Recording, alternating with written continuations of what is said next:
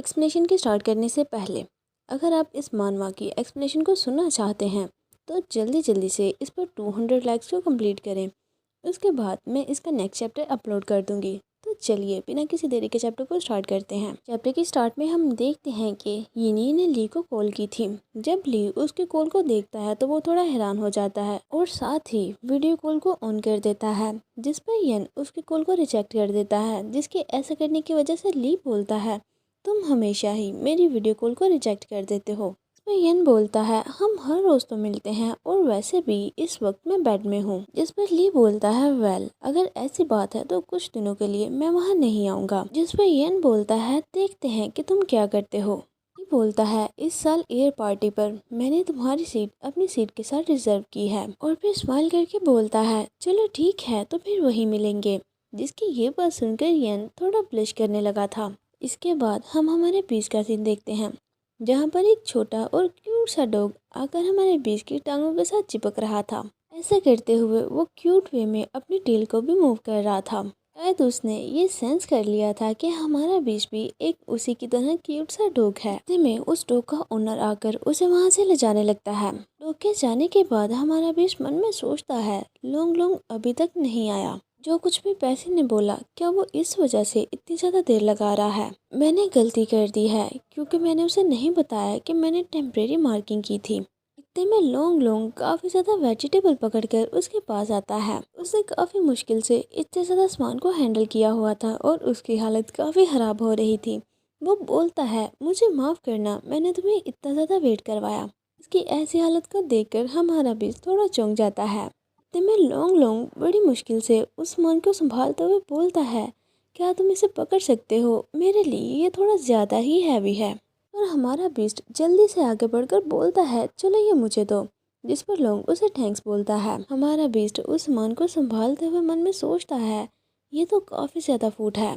थोड़ा कंफ्यूज होकर उसे पूछता है कि तुमने इतना ज़्यादा फूड क्यों बाय किया। जिस पर लॉन्ग लॉन्ग स्माइल करते हुए उसे रिप्लाई करता है तुम्हारा अभी अभी ब्लड टेस्ट हुआ है इसीलिए तुम्हें ज़्यादा खाना चाहिए। और वो सोचता है कि किस तरह से पैसे ने इसका इतना ज़्यादा ब्लड निकाल लिया था। और वो बोलता है अब हम दोनों एक साथ रहते हैं। मैं अकेला रहकर जो फूड यूज़ करता था इस वक्त हमें उससे ज़्यादा फूड यूज़ करना चाहिए। और यूटिलिटी बिल्स भी इतने ज़्यादा नहीं हैं क्योंकि पहले मैं काफ़ी पानी और इलेक्ट्रिसिटी का यूज़ करता था और इसके अलावा हम हमेशा ही बाहर से 2 लोगों का फूड ऑर्डर करते हैं।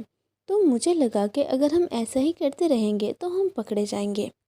आज के बाद से मैं कुकिंग करने वाला हूँ। इसकी ऐसी बातें सुनकर हमारा बीज तो काफ़ी कंफ्यूज होते हुए उसी की तरफ ही देखे जा रहा था। इसके बाद वो दोनों घर की तरफ वापस जाने लगते हैं और लोंग लोंग बोलता है जो फूड हम बाहर से ऑर्डर करते हैं वो काफ़ी ज़्यादा ऑयली और साल्टी होता है, तो मेरे ख्याल से घर पर कुकिंग करना हेल्दी रहेगा। जिसकी ये बातें सुनकर हमारा भी स्माइल करते हुए बोलता है मुझे नहीं पता था कि लोंग लोंग कुक भी कर सकता है। और पूछता है तो आज हम क्या खाने वाले हैं। जिस पर लोंग लोंग सोचने लगता है कि आज उसे क्या बनाना चाहिए, स्मैश्ड कोकम्बर या स्टीम एग्स। ये सब सोचते हुए वो थोड़ा परेशान होकर हमारे बीच से बोलता है अब मैं क्या करूं, मैंने ये सब कुछ खरीदने से पहले तुमसे तो पूछा ही नहीं कि तुम क्या खाना चाहते हो। और फिर वो उससे पूछता है कि तुम क्या खाना चाहोगे, मैं अभी भी वापस जाकर और फूड ला सकता हूँ। ये बोलकर लोंग लोंग वहाँ से जाने लगा था। जिस पर हमारा बीस्ट उसका हाथ पकड़कर उसे रोकता है और बोलता है लोंग लोंग ऐसा करने की कोई ज़रूरत नहीं, तुम जो भी बनाओगे मुझे वो सब कुछ अच्छा लगेगा।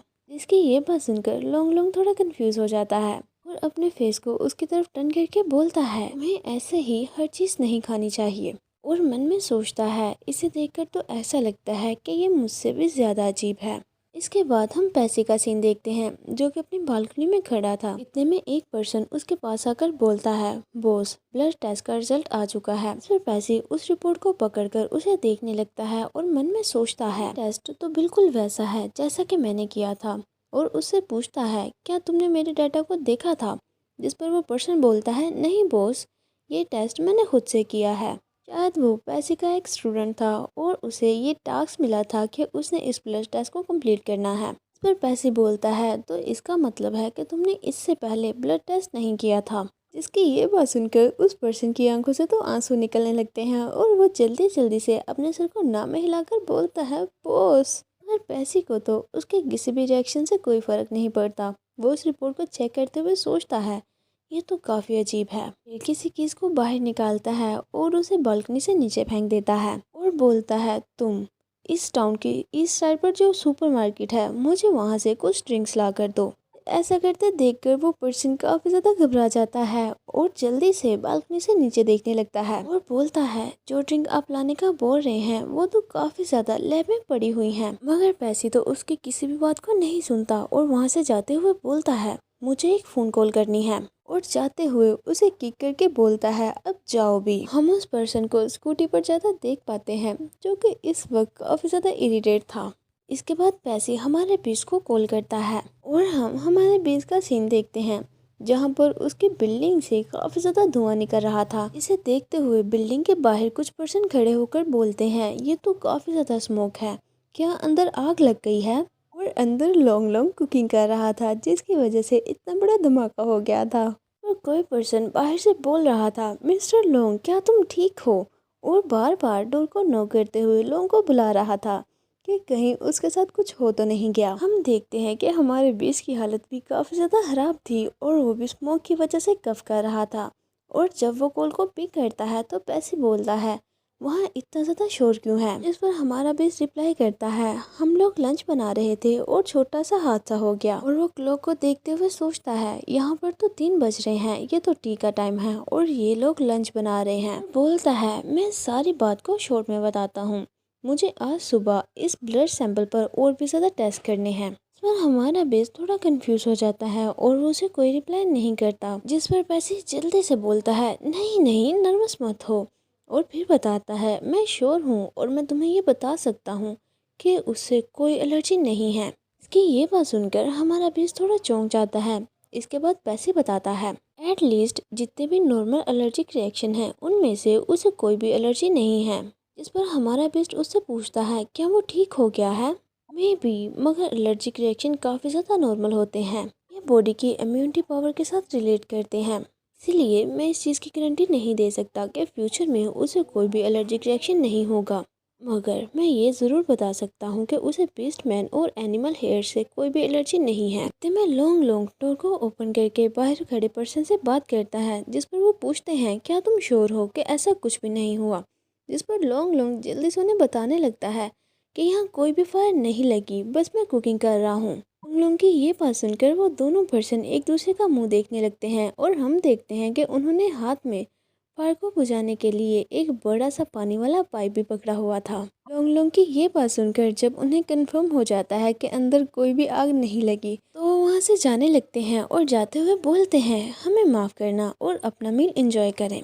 वो इस वक्त लॉन्ग लॉन्ग को देखकर काफ़ी ज़्यादा एक्साइटेड हो गए थे और मन में सोचते हैं, ऐसा लगता है कि यूजुअली ये घर पर लेडीज ड्रेसिंग नहीं करता। ये वही पर्सन थे जो कि पहले भी लॉन्ग लॉन्ग के घर चेकिंग करने के लिए आए थे। इनके ऐसे रिएक्शन को लॉन्ग लॉन्ग भी अजीब वे में देख रहा था। उनके जाने के बाद वो डोर को बंद करके साय करता है और हमारे बीच से बोलता है, उन्होंने तो मुझे काफ़ी ज़्यादा डरा दिया। और मन में सोचता है, मुझे लगा था कि वो दोबारा से अंदर आने वाले हैं।